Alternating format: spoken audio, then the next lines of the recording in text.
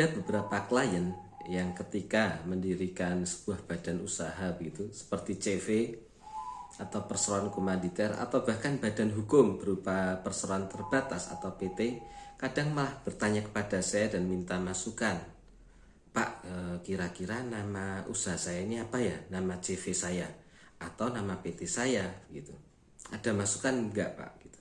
Saya hanya tersenyum dan biasanya hanya memberikan kriteria atau masukan bahwa di antara berbagai macam syarat untuk mendirikan CV atau PT, di antara pengajuan nama yang saya sampaikan gitu ya syarat-syaratnya, yang suatu saat akan saya bahas dalam channel atau video yang lebih komplit, saya biasanya memberikan satu masukan penting ke klien saya tentang CV atau nama PT, bahwa nama CV atau nama PT tersebut harus menggambarkan usahanya.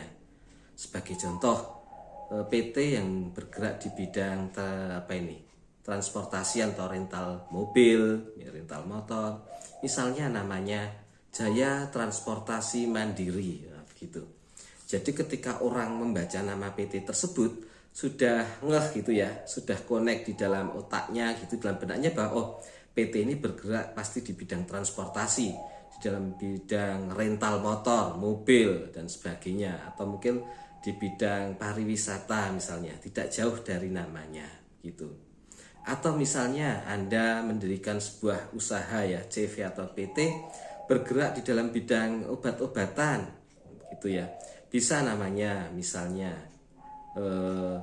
menjadi nama Sehat Farmasi Sentosa. Nah, sebagai contoh begitu.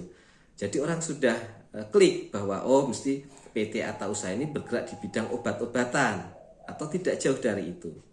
Jangan sampai nama CV atau PT Anda atau usaha itu bertolak belakang atau bahkan bias atau membingungkan gitu ya. Seperti kita misalnya gitu ya, ada sebuah nama sebuah ruko atau toko namanya Minang Jaya gitu. Lah, ternyata setelah kita masuk ternyata itu adalah toko kelontong. Nah, kan sangat lucu begitu. Padahal Minang Jaya itu kan biasanya identik dengan nama rumah makan Padang begitu. Jadi carilah nama yang mengkondisikan keadaan atau mendekati dengan usaha kita. Oke, gitu ya.